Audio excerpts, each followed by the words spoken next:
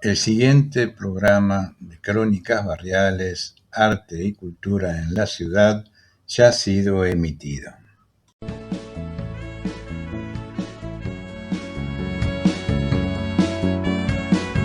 Crónicas Barriales, Arte y Cultura en la Ciudad. Lugares y personajes emblemáticos de la bohemia ciudadana. Sus escritores, artistas e intelectuales. El pasado y el presente en 60 minutos de radio. Acá en la AM 1010 Onda Latina, los sábados de 15 a 16 horas. Conducción Luis Raúl Calvo y Nora Patricia Nardo, con la participación especial de Adriana Gaspar en Artes Visuales. Te esperamos.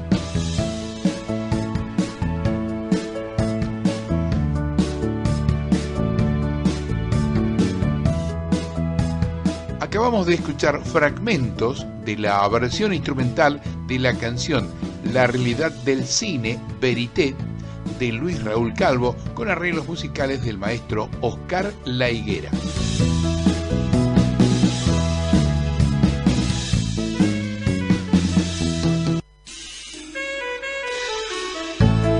Hola, ¿qué tal? Buenas tardes. Nuevamente acá en la M1010 Onda Latina con Crónicas Barriales, Arte y Cultura en la Ciudad.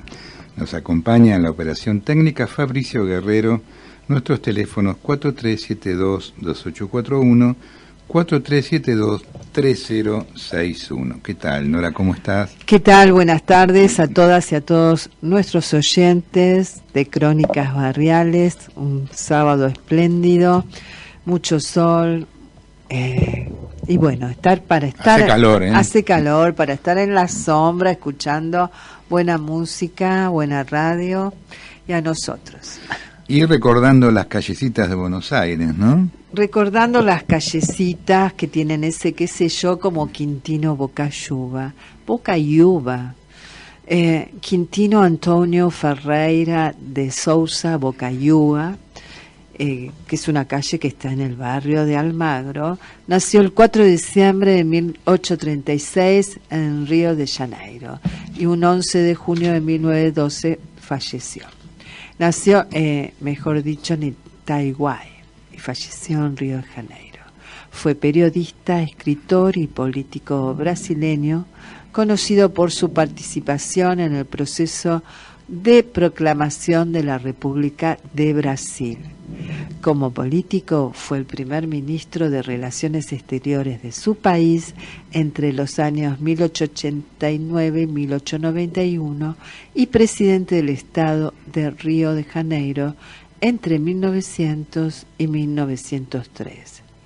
En la Argentina, donde lo recuerdan varias calles, es conocido como Quintino Bocayuva. En 1850 se mudó a la ciudad de San Pablo, iniciando su vida profesional como tipógrafo y revisor. Si bien comenzó a estudiar Derecho, se vio obligado a abandonar los estudios por falta de recursos. En esa época colaboró en el periódico Acaiba, en el año 1851, donde adoptó el seudónimo de Bocayuva, nombre común de dos especies nativas de palmeras, para afirmar su nativismo. Defensor ferviente de las ideas republicanas.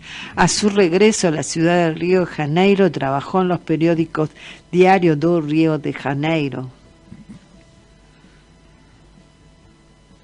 y Correo Mercantil, en los años 1860 al año 1864. Encabezó la redacción del Manifiesto Republicano, publicado el 3 de diciembre de 1870, en la primera edición del diario A República, en cuyas páginas escribió hasta 1874, cuando fundó el periódico O Globo. En 1884 fundó O País, que ejerció una gran influencia en la campaña republicana. Fue masón, siendo iniciado en la logia Amistad de San Pablo en 1861. Era contrario a las ideas positivistas. Polémico, de discurso agresivo y lógico en el Congreso Republicano de San Pablo de mayo de 1889, pregonó la teoría de una campaña doctrinaria por medio de la prensa por la instalación progresiva de la República. Su carrera política, junto a un grupo de personalidades civiles en 1889 y militares que estaban descontentos con el régimen monárquico, fue decisivo en los acontecimientos que condujeron a la deposición del emperador Pedro II y la proclamación de la República Brasileña. Fue el único civil que cabalgó al lado de Benjamín Constant y del mariscal Fonseca con las tropas que se dirigieron al cuartel general del ejército una mañana del 15 de noviembre de 1889, cuando fue proclamada la República. Tras ello participó del gobierno provisorio, asumiendo la cartera de Relaciones Exteriores. En aquel rol negoció y firmó el Tratado de Montevideo el 25 de enero de 1890 en relación con el conflicto de límites entre Buenos Aires y Argentina por el territorio de Misiones, que disponía la división en dos partes de igual superficie del territorio en disputa. Luego de la firma del tratado, el 25 de enero de 1890, Bocaiúva fue recibido como héroe en Buenos Aires con grandes agasajos. Cuando llegó a Brasil fue muy mal recibido y el tratado fue rechazado al año siguiente por el Congreso Nacional de Brasil, tras lo cual ambos países acudieron al arbitraje del presidente de los Estados Unidos de América, Robert Cleveland, quien finalmente falló en un laudo arbitral a favor de Brasil, adjudicando todo el territorio en disputa. Bocaiúva se vio obligado a abandonar su cargo para continuar como senador por el estado de Río de Janeiro en la Asamblea Nacional Constituyente. Falleció en el barrio de Río de Janeiro, donde residía el que hoy un homenaje lleva el nombre de Quintino Bocaiúva. También hay una ciudad de Minas Gerais del nombre Bocaiúva, y el mismo año de su fallecimiento en la ciudad de Buenos Aires se bautizó una calle del barrio de Almagro en su honor con el nombre de Quintino Bocaiúva. Muy bien. Bueno, vamos a ir al primer tema musical. Ay, sí, vamos. Vamos con Papo, con Papo Blue. Nos vamos a todas partes con Papo. Un grupo musical de hard rock argentino liderado por el vocalista y guitarrista del grupo Papo, que tuvo diferentes formaciones y reencuentros entre 1970 y 1999 y que grabó 9 álbumes de estudio. Vamos a recordarlo a Papo en este tema que se llama Mi Vieja. Adelante, Fabricio.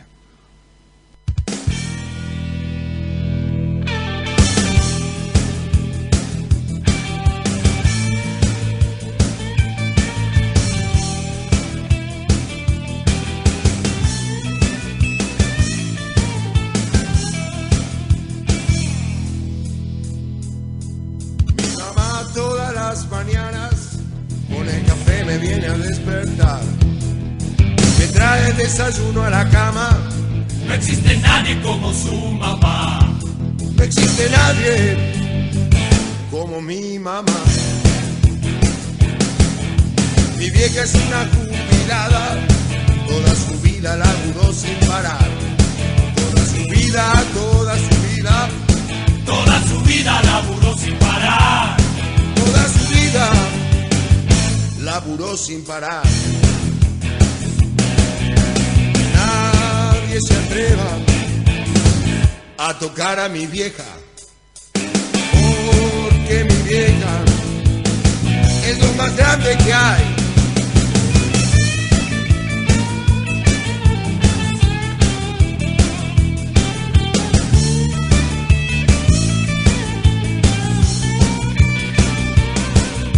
Mi vieja va a la plaza con pancartas, con las pancartas que yo mismo le armé. Ella protesta porque ya está harta de que le afanen una y otra vez. De que la afanen una y otra vez. En una de las manifestaciones vino la cana y se la quiso llevar. Por reclamar lo que le corresponde, se vuelve loco, los quiere matar. Me vuelvo loco y los quiero matar. Nadie se atreva tocar a mi vieja. Oh, que mi vieja es lo más grande que hay. Nadie se atreva a tocar a mi vieja. Oh, que mi vieja es lo más grande que hay. Ah.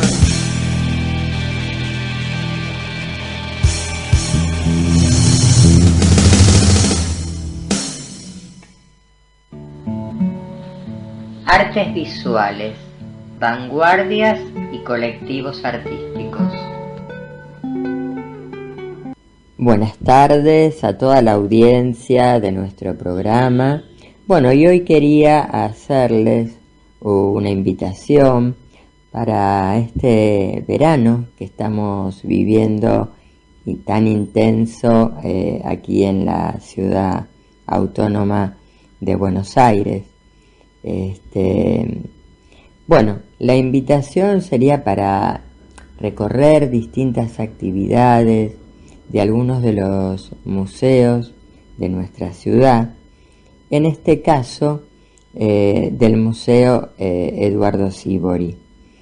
Bueno, hay distintas actividades, quiero comentar, que son para compartir con la familia, con las niñas, los niños, con las infancias.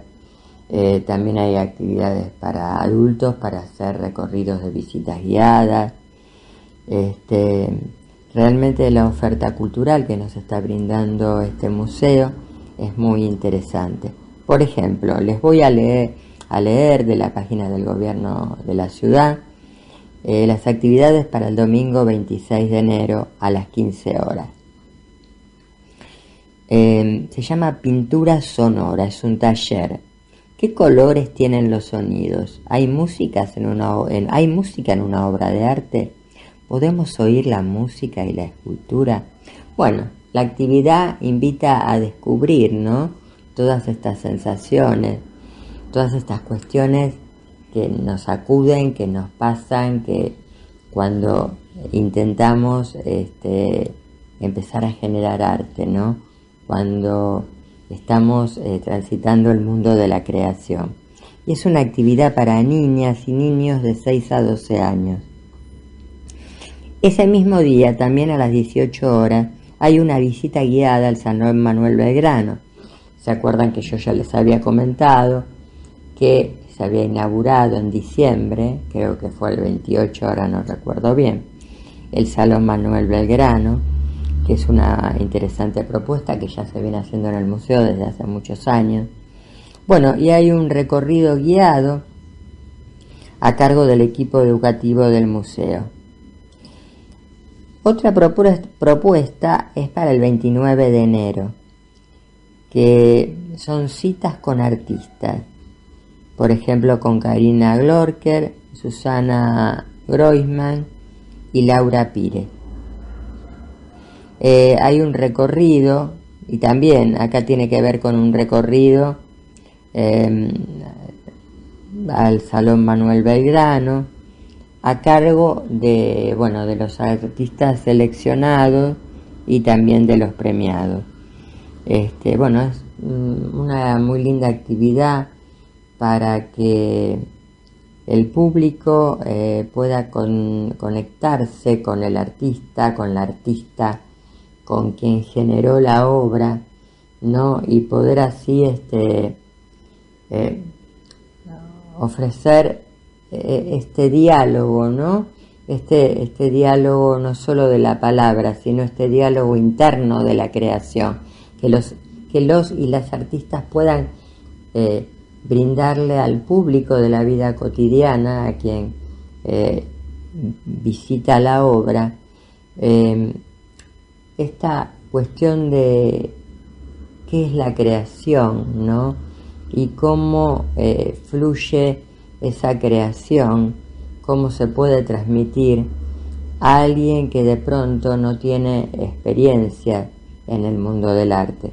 Así que me parece una propuesta muy interesante, ¿no?, que las y los artistas puedan dialogar con quienes van a visitar la muestra. En este caso son 3 artistas mujeres. Hay otra propuesta para el jueves 30 de enero, taller de escultura. ¿Qué es una escultura? Y a partir de esta pregunta comenzaremos, dice la página del museo, un viaje por las salas del museo para descubrir esculturas del Salón Manuel Belgrano. De qué materiales han utilizado los artistas, cuál es el mejor punto de vista para verlo, qué nos transmite. Bueno, todas estas preguntas que nos hacemos cuando visitamos una muestra. La verdad que es una propuesta que me parece muy interesante. Tiene un hilo conductor, todas estas propuestas que he leído ahora, o por lo menos la mayoría, que es el Salón Manuel Belgrano que se está exponiendo, y me parece muy importante que aprovechar un salón tan importante como este, con tanta trayectoria, con tantos años que ya se está haciendo, ¿no? Con tanta historia que tiene este salón, bueno, que el público se pueda vincular con las obras de los artistas, en este caso con la escultura.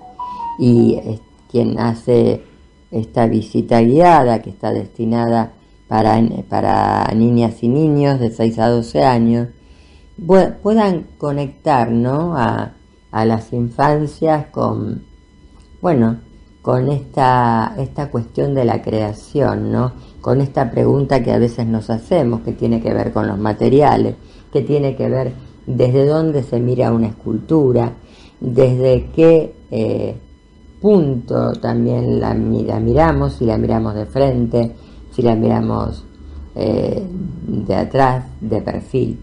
Bueno, esto es muy interesante, saber cómo se mira una escultura, que no es lo mismo que una pintura, un dibujo, que es bidimensional.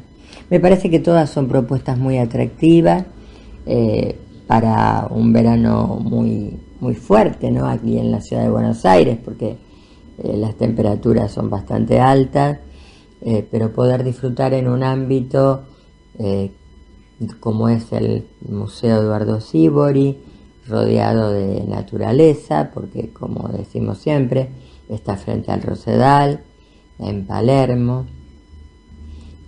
Bueno, realmente me parece muy interesante. Así que bueno, son todas las actividades que hay para este mes de enero, que incluso el jueves 30 a las 18 horas hay para todo el público, ya no para niñas y niños, una visita guiada también a cargo del equipo educativo para que conozcan y que sepan acerca de las obras del Salón Manuel Belgrano. Bueno, con esto me despido y espero que disfruten de estos días de enero, visitando el museo y compartiendo con las y los artistas un mundo de arte. Bueno, y me despido hasta la próxima semana.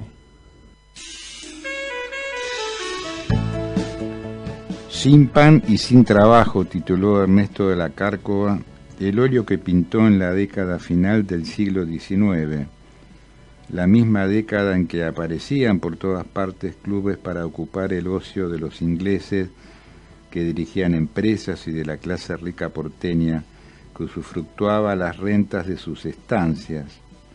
Como ese cuadro se encuentra en permanente exhibición en el Museo Nacional de Bellas Artes, aún hoy impacta el clima depresivo de la obra, que en gran dimensión muestra a un obrero golpeando impotente sobre una mesa vacía de su desolada habitación, a su mujer miserablemente vestida amamantando a un niño, y a través de la ventana un fondo de fábricas cuyas chimeneas sin penachos de humo son un testimonio más de la miseria que enuncia. Aquellos asalariados que no soportaban las desgracias que acarrea la desocupación, cumplían en su mayor parte jornadas de más de 10 horas en sus trabajos. Las cifras establecen que 8.732 obreros, o sea, el 60% del total, trabajaban 10 horas por día. 7.511 horas, unos 1.012 horas, 21.814 horas y 10.016 horas por día. Solo 4.850 trabajaban 8 horas, todos sin descanso dominical. Algunos núcleos gremiales que conmemoraban por primera vez el Día de los Trabajadores, el 1 de mayo de 1890, hicieron una presentación ante la Cámara de Diputados sin lograr ningún efecto. En ella solicitaban limitación de la jornada de labor a 8 horas, prohibición de trabajar para menores de 14 años, abolición del trabajo nocturno a mujeres y menores de 18 años, descanso en el fin de semana. En ese mismo año llegaba a Buenos Aires el caballo del siglo, adquirido como se ha visto por el Sportman Bucó en la casi increíble suma de 30.000 libras esterlinas. Se podrá pensar legítimamente que lo dicho representa un hecho casual, pero esas antítesis surgen frecuentemente del estudio de la época. En 1894, fecha en la que Ernesto de la Cárcova pintó su triste óleo, se inauguró la Avenida de Mayo al estilo de los bulevares parisienses. La ciudad contó a partir de entonces con una ancha vía por donde circulaban la ostentación del lujo y la holganza por la mano izquierda, establecida el año anterior, para adecuarla a la forma del tránsito imperante en Gran Bretaña. Los tintes sombríos y la burla surgían de los hechos y no de las palabras, y esto era tan cierto que en ese momento recrudecieron las manifestaciones, protestas y huelgas de los trabajadores, quienes fueron víctimas de brutales y sangrientas represalias policiales. Para reforzar sus mecanismos defensivos, aquellos que paseaban por la Avenida de Mayo, Palermo, en carrozas arrastradas por caballos, piafantes y cocheros uniformados o en los primeros automóviles con motor a explosión, no encontraron mejor solución para detener esas reclamaciones que establecer el estado de sitio y promulgar la ley de residencia, mediante la cual podían ser expulsados del país los extranjeros indeseables, entre los que se encontraban los pioneros de la militancia sindical. Parece ser que nada ha cambiado, ¿no? Yo escucho eso y es increíble. Estamos hablando de 1890 y pico. Tan actual, ¿no? ¿No? Y qué poco evolucionamos como seres humanos, ¿no? Tanto individualmente como socialmente, como sociedad, como Estado, como comunidad. Como comunidad. La ley de residencia fue presentada en el Parlamento por el senador Miguel Cané, aquel que compartiendo una comida con Pellegrini y otros en París después del derbi de Chantilly participó en el alumbramiento de la idea de la fundación del Jockey Club. Corría el año 1902, el de las patotas bravas en la Corrientes y Esmeralda del tango de Celedonio Flores.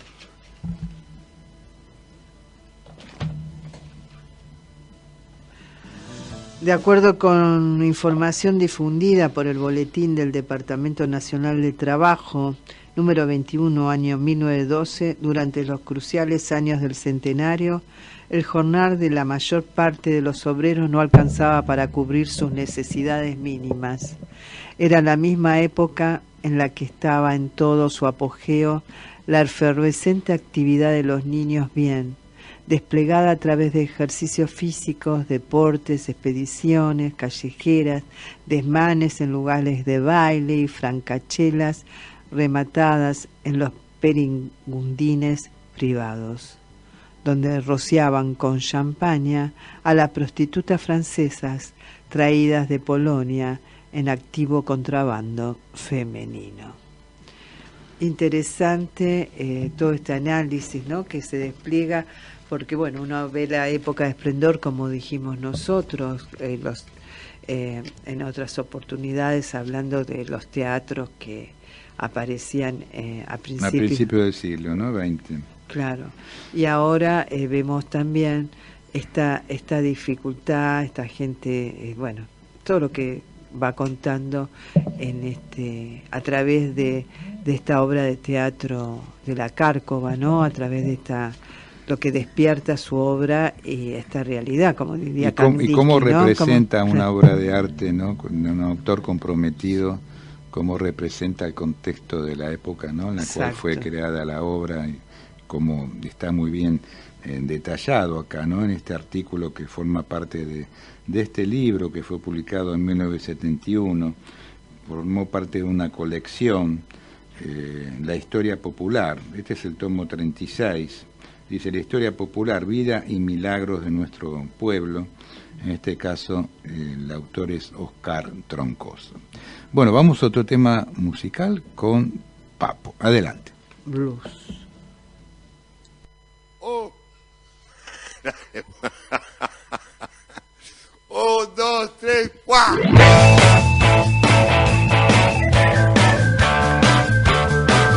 Ella es como un ángel que vuela al ras. No tiene inocencia, ya la dejó de usar. Ella vino a buscar, nada más que encontrar su amor. Y es increíble cómo maneja su plenitud. Ella está sola en alas de papel y atraviesa la espesura y se va con él. Ella vino a buscar, nada más que encontrar su amor. Y es increíble cómo maneja su plenitud.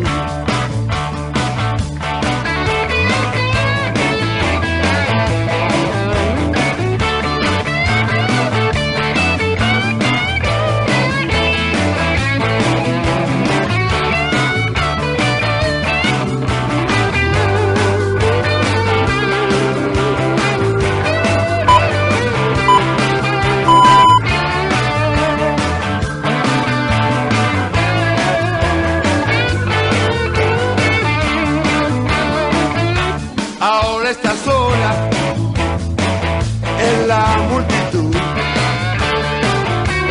y está escuchando Johnny B. Good. Ella vino a buscar, nada más que encontrar su amor. Y es increíble cómo maneja su plenitud.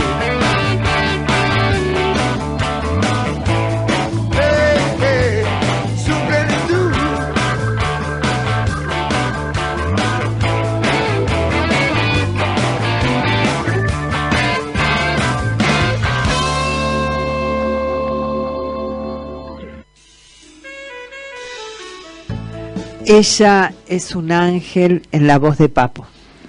Pequeña cosa, si no tuviera alas como tiene, si no hablara y cantara, si no fuera de fiesta de velorio, si no amara tus piernas como ramas de un niño, si no tuviera acaso componentes políticos, estaría diciendo que el corazón es solo el corazón, no esta mancha que cambia pasos, bodas y viajes, no este pájaro huido que carga una maleta pesada como pueblo, no esta sombra que emigra en mala hora que va.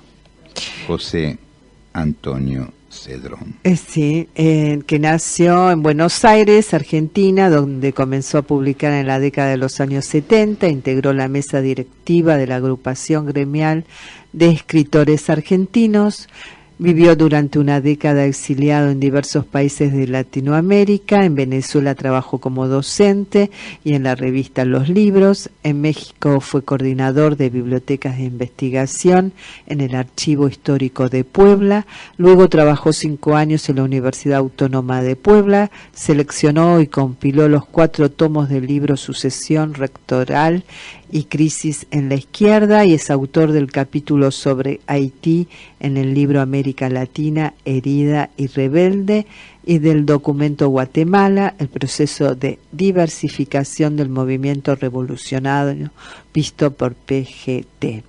Posteriormente, en los años 90, en la Ciudad de México, fue coordinador de ediciones del diario 1+1 y se desempeñó como editor de la revista Este País. Publicó los poemarios La Tierra sin Segundos, De este lado y del otro, Actos Vidario y el reportaje novelado El negocio de la fe, entre otros. Muy bien, y tenemos el gusto de poder conversar con José Antonio Cedrón. ¿Qué tal, José? ¿Cómo estás? Hola Luis, bueno, muchas gracias, muy amable por esa presentación. Por favor, bien, usted bien. Se la merece Muy mucho merecida, más. muy merecida, José. Bueno, muchas gracias. Aparte, bueno, es interesante porque, bueno, va remarcando un poco todo tu recorrido, ¿no? Por la literatura, tus lugares Sí. que fuiste ocupando, ¿no? A nivel de gestión también cultural, que fueron tan importantes en tu vida, ¿no, José? Sí, en este tiempo que tú sabes, bueno, me estoy recuperando de algunas cuestiones de salud y eso uno, cuando está solo repasa, bueno, vienen muchas cosas a la cabeza, ¿no? Claro. Y uno dice, caramba, todo esto pude hacer, ¿cómo la hice? No sé. Pero bueno, son accidentes, la vida te puso ahí y bueno, y uno no tenía conciencia de eso, en el sentido de, bueno, de todo esto que uno hoy está repasando, ¿no? Sino sencillamente viviste y trabajabas y así surgieron las cosas. Claro. Pero evidentemente había algún objetivo, le pusiste pasión, porque bueno, seguiste con el camino de las letras, Sí. ¿no es cierto? Y Sí, es verdad, sí, siempre me interesó. Sí, eso sí le puse mucha pasión, de eso estoy seguro. En eso me reconozco. ¿Cómo Bueno. no? Sí, sí. Tenemos unos cuantos minutitos para charlar, así que sería bueno, para que nuestros oyentes y nuestras oyentes conozcan un poquito acerca del José Antonio Cedrón, creador, ¿no? ¿Cómo surge la literatura en tu vida? ¿Cuándo comenzás a escribir? Voy a ser breve. Mira, yo lo que pasa es que, con mis padres hice casi 3 veces la secundaria porque mis padres me ponían en una escuela técnica. Ajá. Y no era lo que yo quería, entonces yo ahí fracasaba, ¿no? Entonces vuelta al segundo año no volver a salir, hasta que pude dar con lo mío, ya un poco más tarde. Bueno, después entré en Bellas Artes, lo estoy haciendo breve, ¿no? Sí, tranquilo. Y estuve en Bellas Artes, hasta llegué a participé de exposiciones colectivas, incluso en alguna individual en el teatro, en un teatro en la calle Agüero, no me acuerdo, Chilo Pugliese era el director, me dio el foyer, y también en el Cine Arte, que estaba ahí frente al Obelisco, no sé si aún existe. ¿Qué estudiaste? ¿Estudiaste en la Belgrano, José? ¿En la Manuel Belgrano? No, en otra, que estaba en... ¿Cómo es? Estaba en... Ay, caramba. ¿Lola Mora? En Belgrano, perdón, en el barrio de Belgrano. Ah, sí. en Belgrano. Pero bueno, pero no me terminé de... No sé cómo explicarlo, decir, no me terminaba de expresar eso, no sé. Y bueno, y escribí, no sé cómo empecé con eso, y bueno, empecé a escribir, ¿no? Y entonces yo recuerdo, y a veces le digo un poco jugando a Rubén Derlich, ¿no? Porque hasta ese momento había conocido gente que escribía poemas. Ajá. Entonces el primer poeta que conocí era él. Ah, mira, Rubén. Porque lo conocí a través a inicios de los 70, porque se hacían en ese entonces, empezaron a hacerse poemas ilustrados. Sí. Y creo que fue de los primeros con Juan Manuel Sánchez, que era el grupo Espartaco, ¿no? Claro, sí, el tanto grupo así Espartaco. que después también yo hice uno con Ricardo Carpani, y se vendían en una galería que existía, donde había un cine que se llamaba Auditorio Kraft, creo que también era teatro. Sí, en la calle muy conocido, claro. ¿Verdad? Y el primer local que estaba ahí se llamaba Jorasi. o Jorás, no sé, algo así, porque era José Ramón Chipola, que era, bueno, el más importante, digamos, exhibidor y distribuidor de estos poemas ilustrados, ¿no? Claro. Bueno, y ahí ya siguió la cosa, ¿no? Con mayor o menor, ocupación en mi vida, pero... También con Café Concert, ¿no es cierto? Sí, eso ya fue posterior también, ¿no? Sí, en los 70, sí, porque si no recuerdo mal, me parece que en la Feria del Libro se hizo, no sé si esa vez o se hacía entonces, no tengo muy buena memoria para esto, ni lo he buscado, en la Plaza Flores. Ah, mira vos. Y yo ya vivía acá, en Flores. Sí. Entonces voy, y había un espectáculo, gente que hacía música, y me quedé sentado viendo eso, parado, no me acuerdo. Y apareció un muchacho que se llamaba Daniel Lovecchio, me acuerdo, y cantó un poema que era un poema mío. Y yo dije, ¿pero qué es esto? ¡Ay, qué maravilla! Qué linda sorpresa, me acerqué y bueno, y a partir de ahí nació una amistad muy grande. Él es director de teatro, vive en España, se quedó en España desde los tiempos del exilio. Vino una vez acá, hizo unos espectáculos para niños hace muchos años. Y bueno, lo fui a saludar, ¿no? En el Cervantes creo que fue. Y hice con él y otros músicos, armamos un trabajo que se presentó en varios lados y se llamaba Civis Pacem Parabellum. Se lo pusimos porque, bueno, como hemos vivido los periodos que ustedes ya conocen, que todos conocemos, entonces era un poco para ocultar, no eso, ¿no? Claro. Si querés la paz, prepárate para la guerra. Y lo hicimos en el Teatro Pairó, hicimos un mes, los lunes, y ahí tuve la suerte de conocer, digamos, bueno, yo sé que es una palabra que se usa casi como sinónimo esto de conocer. Para mí conocer implica otras cosas, ¿no? Sí. Tiempo, complicidad, etcétera, ¿no? Pero bueno, en verdad él creo que lo conocí porque hemos hablado muchas veces. Porque Tato Pavlovsky estaba estrenando El Señor Galíndez. Fíjate tú, ¿no? Para ese tiempo. Pues. Entonces me la vi como 10 veces. Claro. Y después con los años en México, en los tiempos del exilio, conozco una compañera y era una de las actrices de esa obra. Qué increíble. Fíjate. Sí, Norma Sorriente, que vive allá, ella se quedó allá, es una directora de teatro, una amiga muy querida, Norma Sorriente, sí. Y bueno, esas cosas, ¿no? Y después también se presentó en la Casa Latinoamericana, que tuvo que cerrar por un atentado, es decir, con Raúl Heredia, que nos seguimos escribiendo, le tengo tanto cariño a él, ¿no? Claro. Porque me acuerdo cuando él me dio cartas para gente que conocí en Venezuela, etcétera, ¿no? Claro, en los lugares en los cuales estuviste. Sí, hasta ahorita nos seguimos hablando y saludando, viviendo, ¿no? Con Raúl, lo que he hecho, sí. ¿Cuándo publicas tu primer libro? ¿Cuándo sale publicado, José? Mira, me parece, creo que en el 71, ¿no? Uh-huh. Sí.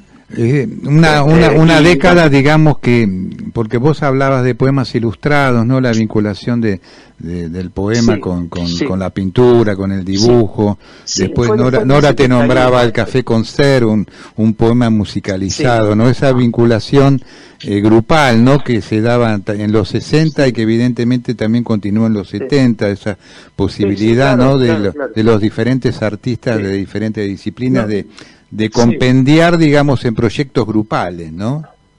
Claro. Sí, eso, lo que más, sí hice muchas cosas, incluso se hicieron discos, todo eso ya fue después en México, ¿no? Muchos años después. Ajá.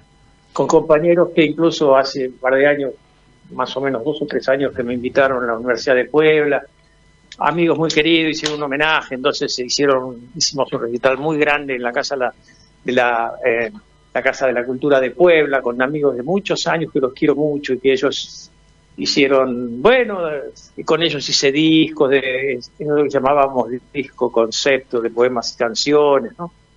Hice también muchos recitales con Caíto, Carlos Díaz Caíto, que fue un hermano mío muy querido. Perdóname, me emociona mucho recordar todo esto. Sí, claro, ¿qué te parece? Caíto me mueve mucho porque Caíto llegó con Cita Rosa, no era muy conocido acá, era de Mar del Plata, vivió mucho en Europa. Y llegó con Cita Rosa y después, bueno, se integró al grupo Sanampay de Naldo Labrín, que él tuvo acá Huerque Mapu. Y Naldo Labrín vive en Neuquén.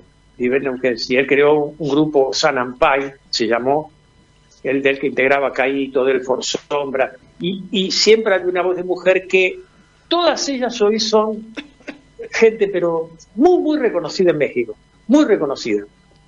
Siempre tuvieron una voz de mujer en su grupo, que eran como 7, 8, ¿no? Un grupazo Sanampai. Era Trova Cubana, Sanampai, Serrat, Sanampai, bueno, lo que sea. Espectacular, sí.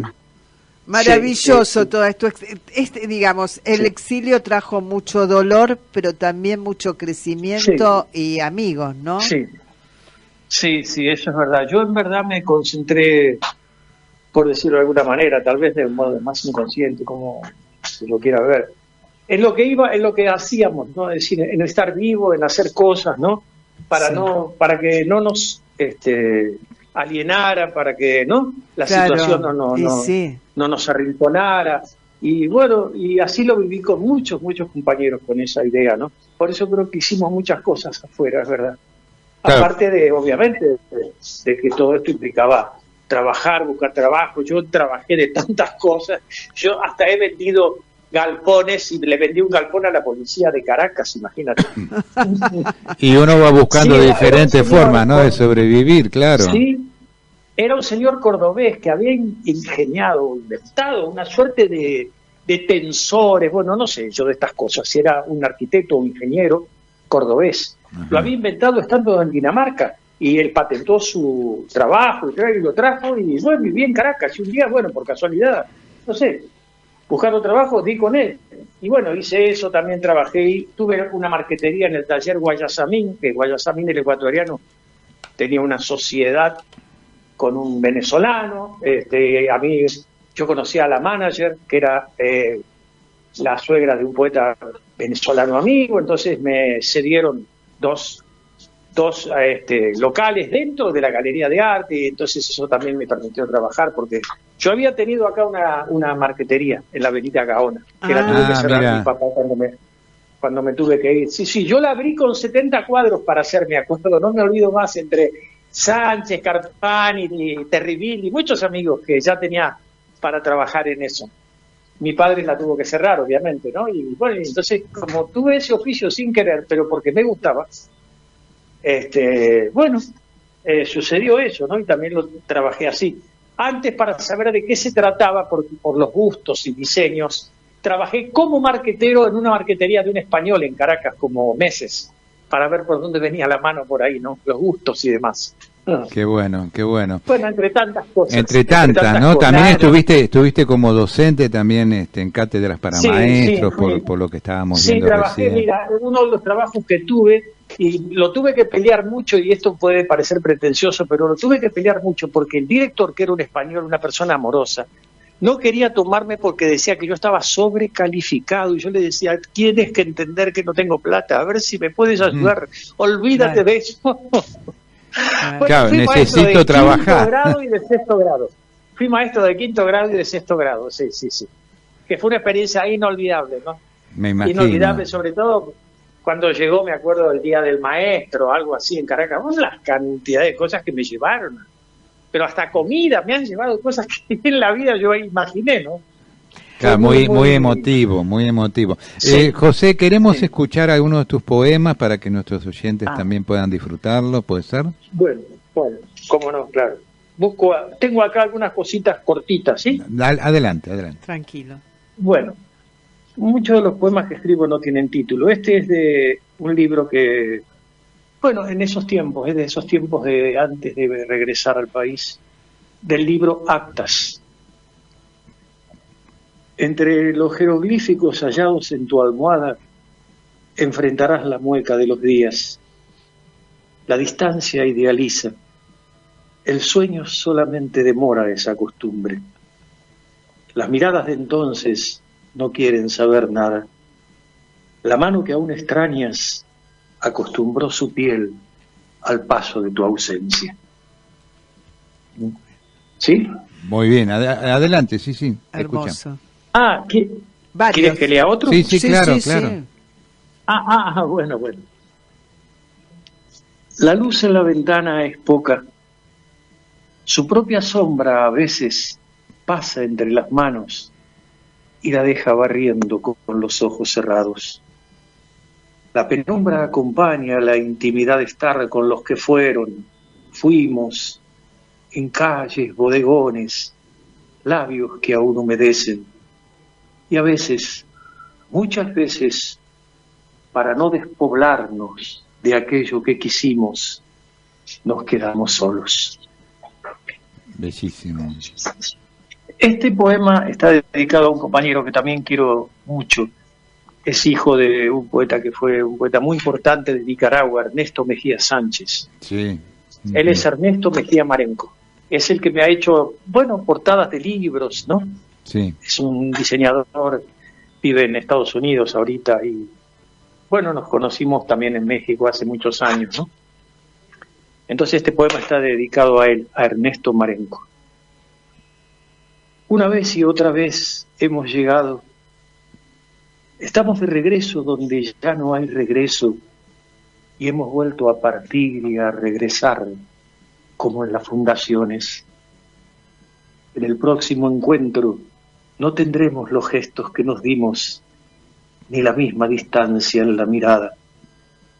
Nos reconoceremos antes de que llegue el olvido, allí donde los remos descansan del viajero, cuando cambia la luz fuera del agua y el pasado ilumina aquello que el presente abandona en los techos.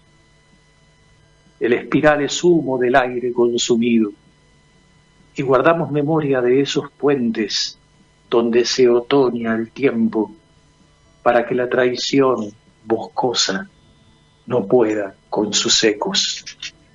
Hermoso. Muy bueno. ¿Cómo fue este regreso a la Argentina? Bueno, mira, yo regreso en el 87, Sí. porque yo trabajaba en la Universidad de Puebla y acá no me esperaba nada, ¿no? Claro. Entonces dije, yo sé que tenía que cerrar el círculo, tenía que regresar, por eso me quedé más tiempo desde que asumió Alfonsín, pero me era necesario, ¿no? Y además, me pareció útil lo que hacía, ¿no? Totalmente. Entonces, volví, te digo, en el 87, y acá como vivían aún mis padres, yo no tenía nada, me refiero a ocupación, trabajo, nada, nada que me esperara. Pero Juano Villafañe y otros amigos que nos conocíamos en verdad por carta, ¿no? Habíamos hablado por carta algunas veces, pero personalmente no nos habíamos visto. Me ofrecieron trabajar en Liberarte, que era un centro, una bodega cultural. Sí, hermoso. Ahí estaba Aníbal Cedrón estaba. Con Aníbal nos conocemos, sí, muchísimo, cómo no, claro. Lo quise mucho Aníbal, sí, cómo no. Eran primos, siempre ¿no? Siempre me mandaba gente a México. Ajá.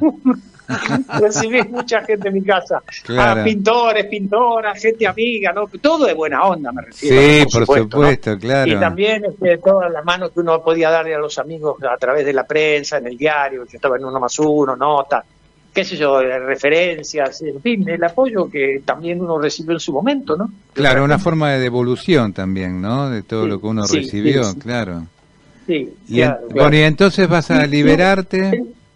Me quedé en Liberarte, mira, pero me quedé porque fue un par de años muy difíciles, porque tú te acuerdas, pasó lo de los Carapintada, pasó la tablada, vino Menem, y hubo algunas cosas que salieron del diario La Nación, y algunos me mencionaron a mí y a otros compañeros, nos acusaban de cosas terribles, en fin.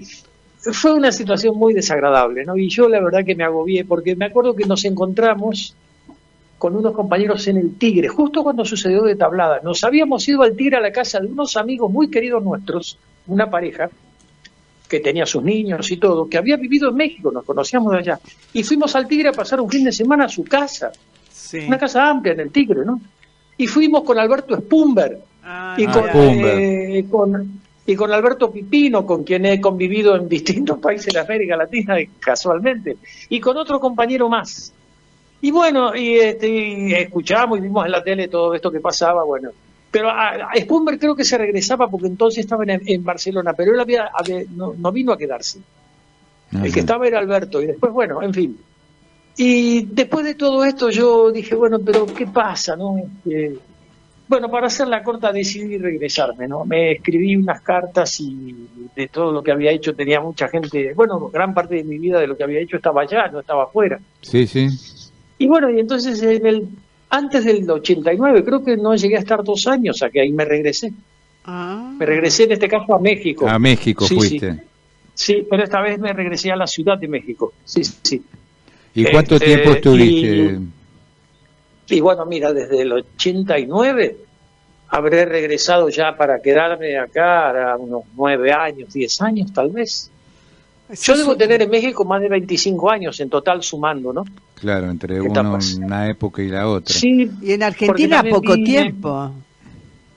Sí, creo que tengo, entre otros países, porque estuve también en Nicaragua, estuve también en Costa Rica, estuve también en Venezuela, donde nació mi única hija, que por cierto ayer 24 creo que fue, cumplió años. Ah, bueno, felicidades. Mi hija que vive en Córdoba, sí, Pilar, mi única hija. Ahí vivimos como 5 o 6 años con Sara, mi compañera que murió joven, la mamá de mi hija. Y bueno, y eso, después todo este recorrido que tengo de estos países, y ya después ya me quedé en México, ¿no?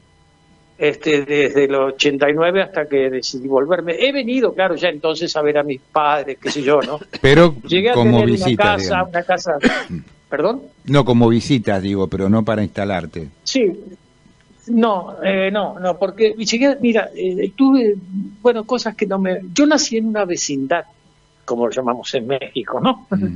En el Abasto, en la calle Valentín Gómez y Ecuador, muy cerca del mercado de Abasto, donde mi abuelo tenía un puesto de verduras, porque la parte de abajo era mayorista, y él fallece, aún ya siendo jubilado, porque se iba a tomar el té todos los días a las 6 de la mañana, y mi abuelo fallece en el mercado de Abasto, cuando yo tenía 8 años. Ah, era chiquito. Ese fue mi barrio, hasta que nos mudamos acá, donde estoy, en la calle Vallese, en Flores. Bueno, y ya después, bueno, te digo, vine acá y pude llegar a hacer una casa. Tuve un cuarto de manzana en Cuernavaca, en un municipio que se llama Huixilac. Mirá qué bien. Qué bueno eso. La llevé a mi madre cuando construí y me acuerdo que llegábamos con las perras para el auto a abrir el portón y mi mamá casi se derrumba porque vio eso, no podía creer, ¿no? ¿Qué te parece? Claro. Yo le dije que ni siquiera iba a tomarme tragos a la cantina, entonces todo estaba en ladrillos. Bueno, fue una etapa muy, qué sé yo, para muy pletórica, ¿no? Para vos. Sí, en muchos aspectos, ¿no? Te digo, yo no soy de los que, bueno, no suelo decir eso, no le debo a México, no le debo a ningún país, porque es hablar en abstracto, ¿no? Sino a la gente que tú tuviste la suerte de conocer. Con la cual te vinculaste. Claro, que te ofreció esto, te dio el otro, confió en ti. Bueno, es eso que tendré para toda mi vida, ¿no? Y lo sigo teniendo y tú me lo dices bueno. Ahora mismo. Eso es muy bueno, José. Me emociona porque es algo que, bueno, que le debo, y perdóname, ¿no? Pero eso eso tiene que ver también con tu forma de ser, digamos. Uno recibe en función también de cómo uno es con el otro, ¿no? Sí, supongo que sí, es verdad. Eso lo reconozco porque, bueno, a veces uno ha conocido gente en su vida, ¿no? Qué sé yo, he vivido solo muchos años, tengo la experiencia del solo, que es distinto a la soledad, ¿no? Sí. Y bueno, y uno conoció gente, como se dice, ¿no? Y después no existía internet, nada de esto. Y después de 20 años, qué sé yo, 30, no sé cuánto tiempo que uno conoció tanta gente. Hablo en relación a amigas, ¿no? Así. Sí. Y que te digan, uy, soy fulana, ¿te acuerdas de mí? Más allá de alumnos y eso, digo, ¿no? Sí, sí. Que gente con la que uno tuvo una relación afectiva. Y entonces decís, bueno, me reconozco como buena persona porque si no, no me hubieran buscado para saludarme. Exactamente. No, si no te reclamaron nada. Claro, eso me gratifica, ¿no? Digo, bueno, parece que soy buena gente porque si no, no me hubieran buscado para saludarme. Seguro, dejaste buenos recuerdos. Dejaste buenos recuerdos. Lo bueno es saber si vos la recordabas verdaderamente. Sí, bueno, claro, uno no está pensando, me sucede y te confieso, al vivir solo uno, qué sé yo, estás cocinando, estás haciendo cosas en tu casa y se cruza algo de mi mamá, se cruza una calle de tal lugar, gente, alguien que dijo una frase, no sé, por ejemplo, yo fui, te digo en verdad, bastante amigo de Isidoro Blaisten, por ejemplo, cuando yo era chavo y él era un tipo ya reconocido. Bueno. Sí, sí. Y con Isidoro he vivido cosas delirantes. No, era extraordinario, era extraordinario. Bueno, vivencias muy importantes en tu vida. Sí, era un personaje extraordinario, Blaiste, ¿no? Las cosas que tengo era para matarte de risa, ¿no? Me imagino. Porque tenía unas ocurrencias, cosas que, bueno, que yo no me había pasado con nadie, ¿no? Y bueno, qué sé yo, con el mismo Héctor Negro, por ejemplo. Héctor ¿no? Negro, sí, sí. Sí. Cuando De la zona de en una Villa reunión, Ortúzar, ¿no? Héctor. Claro, De la zona de Parque Chas, Villa Ortúzar. Quedan algunos Claro, minutos claro. y nos gustaría escuchar otros poemas. Nos quedan tuyos. 2 minutitos. ¿Si puede ser algún otro poema, José? Bueno. Tengo 2 poemitas que pueden ser cortos. Adelante, ¿Eh? adelante, Tranquilo. dale. Mira, uno está dedicado a este compañero con el que hice disco, que es un músico poblano, ¿no? Muy conocido, trabaja en la universidad. Ahora ya todos somos grandes, entonces ahora ya tienen sus cargos en la universidad, ¿no? Claro. Toda esa generación, ¿no? Sí, adelante. Bueno, está dedicado a él, que se llama Helio Huesca. El presente ha cambiado lo que dicen las cartas que guardamos, la distancia dictada en su escritura. Alguien que se detuvo en la memoria, como el viento escuchando sin saber todo lo que descansa donde no recordamos. Bueno, y por último, otro poema. Adelante. Que tiene un epígrafe, ¿no?, de Rafael Alberti, que dice: cantan, y cuando cantan parece que están solos. Miran, y cuando miran parece que están solos. Sienten, y cuando sienten parece que están solos. Qué buenos textos. Ahora Aparte de que estoy bien de regreso. leídos, ¿no? Es el epígrafe de Rafael Alberti, ¿no? A este poema. Ahora estoy de regreso, llevando aquello previo a lo dejado, para que no me aturdan las palabras que pasan. Siempre estoy de regreso cuando la tarde baja por su ruta y descanso en lo poco que ilusiono. El dudoso horizonte, intenso y ondulante, que no ocupa lugar en la ventana, comienza a destejer la piel donde estuvimos. En ese tiempo inmóvil, a un lado del camino, el recuerdo entretiene lo que quedó en las cosas, como lo que se busca ya encontrado, pensando en lo que haremos, estando de regreso en la arboleda perdida. Bueno, gracias. Hermoso texto, y aparte con que ese tono pausado y rítmico tuyo, a la vez que le da voz. al texto algo muy particular, José. Bueno, Felicitaciones y bueno, ya nos Bueno. veremos prontamente, ¿Cómo no? seguramente. ¿Eh? ¿Cómo no? Sí, porque me estoy reponiendo, me parece, con un poco de suerte, Sí, así que claro lo voy a que visitar sí. pronto. Claro que sí, te veremos en Escuchamos a los Bochini. compañeros también. Gracias. Bueno. Gracias, José, un gran No, gracias a abrazo. ustedes. Hasta muy Igualmente, buen fin de. pronto. Gracias. Gracias. Adiós. Chao. Bueno, nos tenemos que ir yendo, quédense porque viene nueva ola y algo más con muy buena música y nos vamos hasta el próximo sábado. Recordando que la belleza y la memoria se deslizan por la ciudad. Deteniendo el vértigo. Muchas gracias.